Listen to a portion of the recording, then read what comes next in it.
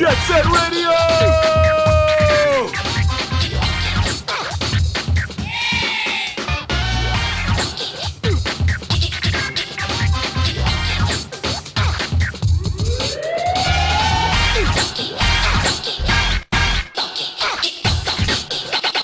Let's look at the funk. Jet Set Radio, a stylistic action platform game originally published by Sega in the year 2000 for the Dreamcast, and re-released in HD in 2012 for the Xbox 360, PS3, Windows, the PS Vita, iOS, and Android. With the only sequel being Jet Set Radio Future, released exclusively for the original Xbox in 2002, the franchise hasn't seen a breath of fresh air for roughly 18 years now, with the only attempt being a proof of concept idea in 2017 titled Jet Set Radio Evolution.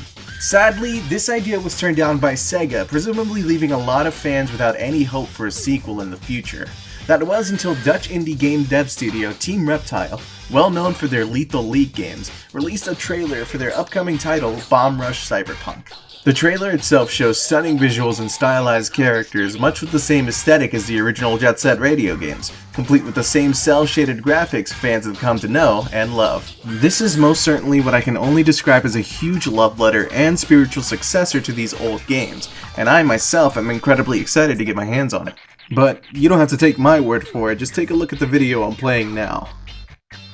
Now, I personally didn't grow up with the Jet Set Radio games. In fact, I think I received this game for free back when they were giving it out during a weekend sometime in 2016. I touched it for about an hour, and I remember enjoying it, but I never went back to finish it. So, with that being said, here's my unbiased answer to the question you've come here to find out today. Jet Set Radio. Does it still hold up?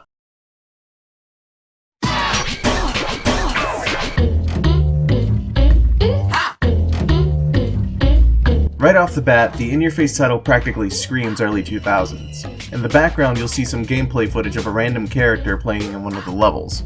It's such a cute novelty you definitely don't see these days in video games, and it's very much reminiscent of how games would present themselves in arcades to entice players to try them out, showing off cool moments to get you to sink in your quarters into the slot.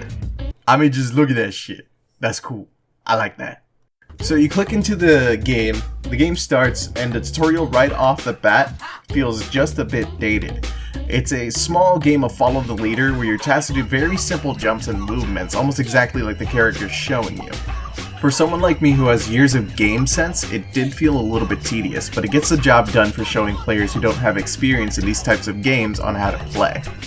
I don't recommend skipping these since the characters you're supposed to follow show you where the game expects you to finish. There's not exactly a clear waypoint or indicator as to where to stop at a specific tutorial with tab, and if you take too long, you'll be rewarded with a game over screen. Once you've beaten it though, you'll be greeted by the one and only Professor K! One of the main characters of the game who's host to a pirate radio station in the city of Tokyo Town. Jet Set Radio! He serves as both the hype man and the narrator to the events of the game. He doesn't waste any time telling you about the functions of the skates you wear and what the story is about. More on this later, however. After the cutscene, you'll get thrown into the garage, which is essentially the GG's base of operations. In this game, you'll be playing as the GGs, a group of Rudies who express themselves through graffiti. GG standing for Graffiti Gang, not to be confused with Good Game. From here, you have access to the levels you'll be playing, the newly introduced feature of online leaderboards and achievements, the radio to play various tracks from the game, access to system options, and a create your own graffiti mode. Now, I found myself immediately jumping into the create your own graffiti mode. Being an artist myself, I thought it'd be a good idea to mess around and see what kind of cool stuff I could come up with. If you're expecting something complex and an in-depth system to make graffiti though, let me tell you that this in-game tool is definitely not it. While it does have some neat ideas including a layer option, you only get two of them, a bottom layer and a top one. It is tremendously difficult to draw on this with an analog stick, and there's no way you can use your mouse to draw. The cursor almost never stays or goes exactly where you want it to, and you can only draw in one of two sizes, thin and thick. The eraser tool has the same functions, however, since it's also dependent on your analog stick, it's hell trying to erase any mistakes that you've made. You can add text and warp it a bit. It kind of fits the aesthetic of the game, but overall it isn't as flashy as I would like it to be. There is a third-party software you can use, however, to add your own images in game, which is kind of cool, but I think it's more trouble than it's worth, seeing as you'll spend most of your time in the game quickly spray painting stuff while being chased by the police or just straight zooming. Even then though, it's a low-res image of whatever you imported, so it doesn't exactly look clean anyway, and will most likely look out of place. I drew kind of like a shark cover thing for like the large piece, and I imported an old squid logo that I made way back in the day. I can tell you though that there is a small satisfying feeling of seeing your own creations being highlighted in some of the cutscenes though, so I recommend trying it out if you don't mind downloading stuff and kind of going out of your way.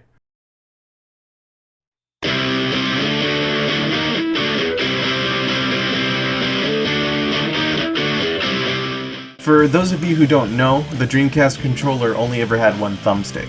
At the time, the only controller with two thumbsticks was the DualShock controller for the original PlayStation. You might think this is strange and kind of a disadvantage for the console, but at the time, there weren't really any shooters that required it, and very little games took advantage of the right stick. Remember, 3D games were still relatively new, and at this point most games knew how to take advantage of the camera via buttons. A good example of games that take advantage of camera buttons would be Super Mario 64 or even Tony Hawk Pro Skater. This wasn't to say all of them were great. I'm looking at you, Sonic Adventure. But some of them had mastered the limited camera movement. To keep it brief though, the Sega Dreamcast controller was simple to make, fairly cheap to distribute, and one thumbstick was really all they needed to get the job done for most of their games. Which brings us to the camera controls. While I can't vouch for what the camera was like back then for the Dreamcast, I can most certainly give insight for the people who intend to play this on more accessible platforms. I am playing this with a PS4 DualShock controller, and you'd be happy to hear that the camera controls are okay. For a game that's this old, it's surprising that I didn't really find myself fighting the camera, like, ever. That isn't to say that it's perfect though. There are certain areas where it kind of freaks out, such as going up rails at weird angles, maybe bumping into walls. The biggest offenders were the missions where you had to spray paint some of the Rudies, more on this later. But the button you used to spray paint was also the dedicated button to center your camera, causing it to look completely jank and made it difficult to control sometimes. Due to the exaggerated physics and gravity, however, you won't find yourself moving the stick too much, as the speed and the way you move are naturally accounted for. The camera itself is automatically snapped in front of you and follows your character's movements by default. It definitely plays better than it looks in my opinion. This game's controls are what I can only describe as floaty, but in a good way, sort of. Take this clip for example. So the floaty physics fit with some of the level designs, allowing you to be able to optimize movement and determine what the best route is to take for your goal. Depending on how fast or slow you're going, this can both be a blessing and a curse. Oftentimes I found myself going so fast that I just went over railings or obstacles that I intended to land on, sending me towards my impending doom. Or sometimes I found myself going so slow that grinding or other tricks became frustratingly unbearable to attempt. That just means you gotta get good, gamer. This is especially true for the levels that have sort of an uphill design where you're tasked to climb it and start from the bottom. So much of the time you'll be grinding up rails rather than down. The movement itself takes some getting used to, but if you manage to memorize the physics and momentum needed, you'll be able to land stuff and attempt things that look so incredibly stylish and feel super satisfying to pull off. My personal favorite thing to do in this game is going down a hill, landing on a rail, and picking up speed only to jump towards another rail. It's so cool. The controls themselves aren't fantastic, but they aren't awful either. It's got that "it's an old game and it controls weird" feeling to it. It's just a matter of getting used to it. Which brings me to my next topic. Let's get scratching.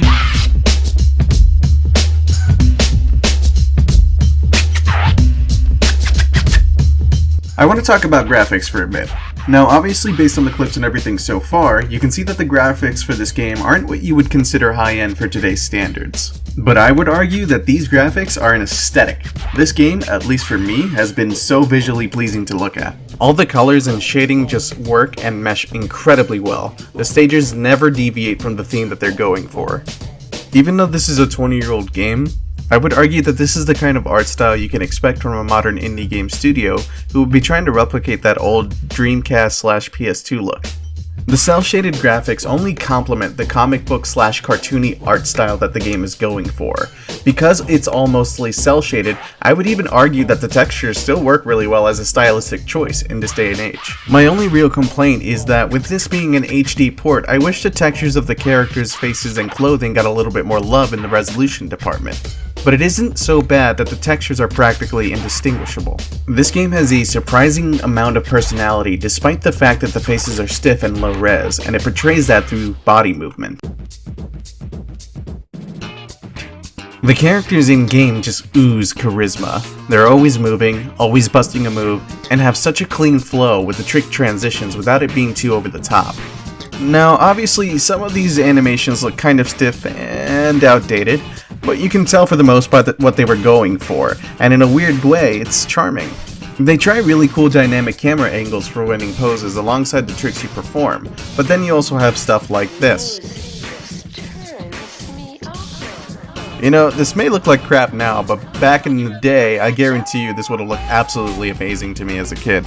But yeah, I mean, even though some of the animations look stiff and wonky and old, it's still a novelty that works for this game, especially for its age. Or maybe it's to be expected and I just have a weird love for this kind of stuff. Who knows?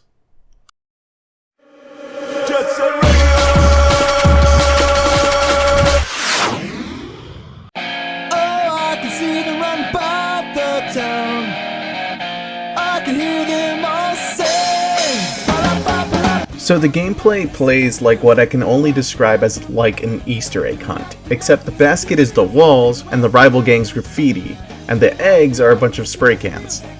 Your objective for the majority of all the stages is to find the graffiti spots marked with the hovering red arrows and coat them with your own signature graffiti. You have a limited amount of spray cans, so filling up on them is a must before you wreak havoc and vandalize everything. This is where the game gets interesting.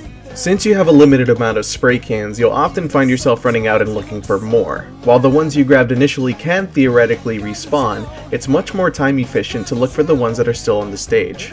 This encourages you, the player, to explore the level's nooks and crannies, often finding shortcuts, new spots to tag, or even just new areas of a level you didn't think to look in before. That's good. That make Octo happy. There are optional spots marked with hovering green arrows that add to your score, but they aren't mandatory to complete the level. Quite literally, just style points. Each stage is on a timer as to also keep the player moving from place to place looking to complete their objective. Pro tip: if you want to make your life a lot easier while playing this game, you can actually pause the game and look at the mini-map to see what spots you might have missed to complete the level. Now, I think I didn't notice this for like the first 4 levels I played, and this made it completely frustrating since I didn't know all the levels to find exactly where it is I needed to tag. You'll be spending most of Chapter 1 exploring small sections of each stage to get familiar with its surrounding and style. Other sections of the level will be presented to you as you progress, and eventually you'll be playing missions in which the entire stage is open to you for a map-wide objective. Now, this is a pretty cool way to present each stage to someone who's new and not overwhelm them too much with information. This does lead to the game stages feeling a bit linear, though that's not something I mind from an action platform game. As you get to play the stages, you'll grow a lot more confident in the game's physics and feel more comfortable moving around, as well as planning escape routes from enemies. As you progress, you'll also have opportunities to recruit more characters into the GGs, and there's a huge variety of them to choose from. They all mostly play the same with a few minor tweaks here and there. I didn't notice too much of a difference aside from the health that you start out with or the speed of the character. The main enemies you'll be facing in this game, or at least for Chapter 1, are the police. The more graffiti you put towards your objective, the more over the top the enemies will get. And when I say over the top, I mean over the top. It's mild at first. Usually you'll have the main antagonist of Chapter 1, Captain Onishima, run after you with a magnum attempting to arrest you. From there, he'll do his absolute best to either capture you or make sure you're dead. You know, doing what the police do. Police brutality coming up! He'll call an entire platoon of officers to go after you, police dogs, helicopters armed with missiles, SWAT teams, and finally parachutists armed with machine guns. Sir, we have a double homicide we need to investigate. No, call in the army. We got hooligans vandalizing the city. I find this all incredibly hilarious. I remember being baffled at everything this game throws at you on Chapter 1. Usually it's a minor nuisance more than anything though, as the most anything will do is slow you down and chip your health. However, it starts to get incredibly tedious whenever you're trying to graffiti a wall and you have a horde of like 6 enemies running at you. If you try to lead them away, not all of them would follow you like you'd like them to. Half the time, it feels almost impossible to lure enemies out just to spray paint a fucking wall. Sometimes you just have to tank the damage to finish the objective, and it can be mind-numbing. I can for certain say that the AI in this game is not something that has aged well. That only becomes more prominent after Chapter 1, and worse in Chapter 3, the game's final chapter. But in order to talk about that, I first need to talk to you about the story. This is your one and only spoiler warning for a 20-year-old game, by the way.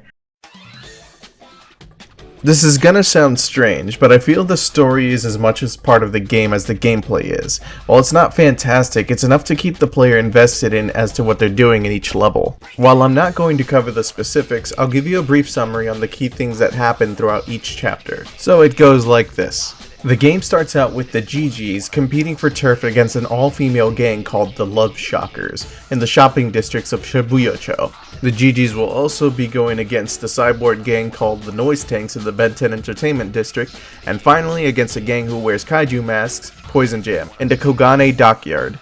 As you continue, you'll start defeating each one of the groups and claim their turf. And every time you do, they drop a single broken piece of a vinyl record. Once you go back to the garage, you'll also start learning that someone has kidnapped a member of Poison Jam after you defeated them. And that's it. That's Chapter 1. Still with me? Good. Chapter 2 is where the plot really develops and where you meet the characters Combo and Cube. They heard about Jet Set Radio and need your help finding their friend. They joined the GGs through the usual initiation and explained that their hometown, Grind City, has been taken over by the Rokaku business conglomerate. And wait, is that Rob Zombie? Cool. Yo, cool. Whoa. Cool. You learn that their friend Coin has been captured by the Rokaku, and essentially they need your help getting them back. During this time, the Rokaku make their move and steal the vinyl from the garage. You find the Poison Jam member that was previously kidnapped and spray paint them, making them tell you everything about the vinyl and what the Rokaku intends to do with it. At this point, you figure out that the vinyl is called the Devil's Contract, and it's said that its user can use it to summon a demon, make a contract with them, and use that power to take over the world. Now, here enemies come with a bit more variety this time. You don't get to see the police anymore because, quote-unquote, even the police are too scared to face the Rokaku. It's here that they introduce more enemy types, but they start to become greater in numbers and only serve to be more annoying. For instance, there's a level that introduces Rokaku with whips that have the ability to jump across roofs and buildings in order to get you. While its purpose is to keep you on your toes and not keep you dependent on height advantage to get away from enemies, the dated AI absolutely killed it for me, as they'll pile up together on a rooftop where you need to spray paint something and not respond to you when you need to lure them away, resulting in you having to just tank everything once again to get your vandalizing done. Then they introduce Rokaku with jetpacks armed with machine guns. These are supposed to do the exact same thing, but are more mobile and able to stay on your trail for a lot longer, ideally. Most of the time, they won't hover towards you to attack you rather than patrol an area with a wall you need to spray paint and practically never leave. You can try your hardest, but unless you can somehow cheese the AI to follow you, you're going to have to swallow some bullets as you input 8 or 10 commands to get your graffiti done. These only get worse and more prominent with later levels, and this is where I feel the game turns from a chill, casual experience to a somewhat frustrating mess to deal with. And before you ask, no, you can't attack them. It would have been cool if there were a mechanic to spray paint their faces and have them either crash or at the very least stun them. You can take down helicopters that are armed with missiles by spray painting their cockpits and causing them to crash, but you can't spray paint a guy with a jetpack and a machine gun in the face to, at the very bare minimum, stun him. Chapter 3 is all spent going into each stage and spray painting everything like usual. There's no real plot development here, and you can tell that it's fodder for you to go through and as a way for the devs to add more game time. All stages at this point are full stages, introducing more quantities of enemies and a bit more of a headache. Then, finally, there's the final boss, Goji Rokaku. His whole shtick is that you're supposed to spray paint the surrounding platforms to cause the giant golden robot mech that he's controlling to explode. This isn't hard at all, as the mech will breathe fire on you, but not enough to do any significant damage. In fact, the only real challenge is the spinning record platform in the middle getting faster as you cover each platform, and then the Rhino mech explodes. The fight isn't over yet though. You gotta grind a rail to reach Goji and spray paint him in the face. Now this is what makes the fight incredibly difficult. Nothing gets thrown at you, there's no helicopters or enemies stopping you, it's just you and the rail you need to grind up the Goji. The record platform just does not stop spinning, and there's now Rhino mech debris everywhere, and it's just... I'll let the clip explain itself. Nice. Yeah.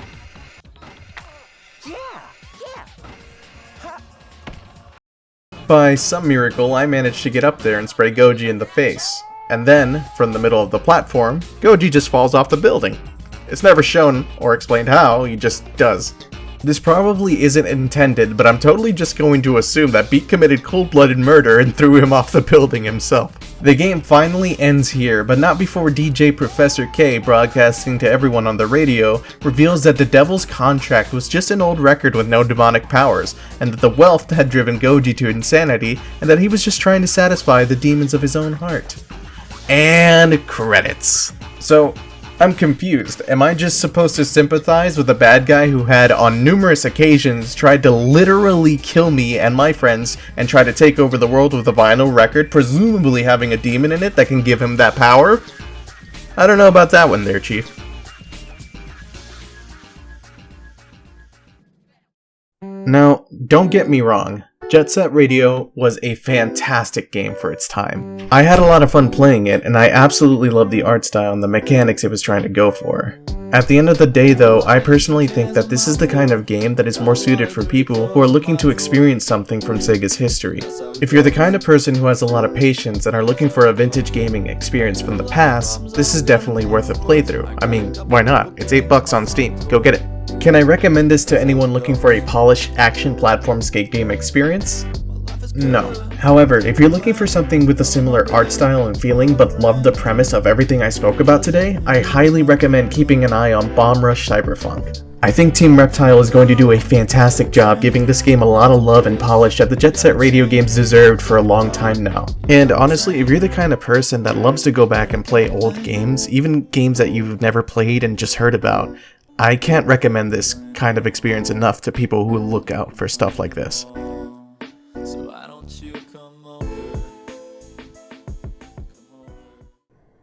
Anyways, that's the end of the video, guys. Thank you guys so much for Wait. Stop. You thought you could get away from me that easily, huh? You thought you could just watch this video and click away without a care in the world, huh? Click the like button. Click the button! Good. Now hit subscribe. It's right there. Just click it, and this will all be over. Did you do it? Good. Thank you guys so much for watching this video. I want to give a special shout out to my friend Land Before Crime. She went over the script with me to make sure that it was okay. She does a lot of streaming over at Twitch. I'll leave a link in the description below so you can check her out whenever she's live. I also play with her from time to time, so make sure you stop in and say hi. I also want to thank Paltato for the amazing work she put in for this video's thumbnails art.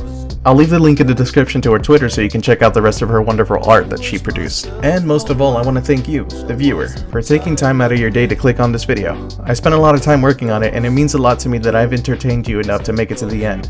And make sure you type in BEAT in the comments so that I know you did. This was my first time making something like this, so I hope you guys liked it. And stick around because I have a lot more content like this on the way. Until next time.